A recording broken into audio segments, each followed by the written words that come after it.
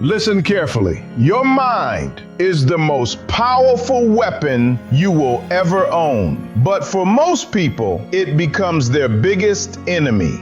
Every day, thousands of thoughts run through your head, and far too many of them are negative, destructive, and untrue. They whisper, "You're not good enough. You'll never succeed. It's too late. You always fail." And if you're not careful, you start believing them. Today, I'm telling you this loud and clear. You are not your negative thoughts. You are the observer of them, and you have the power to choose which thoughts you allow to stay. Negative thoughts are like unwanted guests. They arrive without invitation, but you don't have to offer them a seat. You don't have to serve them dinner. You can send them away.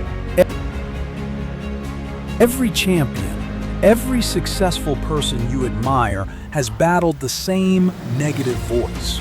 The difference? They learn to speak louder than it. When fear says, "What if you fail?" you reply, "What if I succeed?" When doubt says, "You're not ready," you answer, "I will grow while doing it." When the voice says, "It's impossible," you declare, "I will find a way."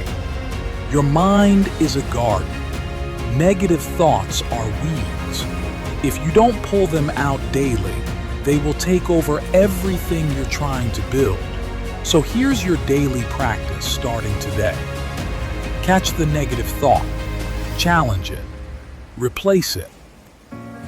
Instead of "I can't," say "I'm learning." Instead of "I'm not enough," say "I'm becoming more every day." Instead of "This is too hard," say "This is making me stronger." You become what you repeatedly tell yourself. So choose your words like your future depends on them, because it does.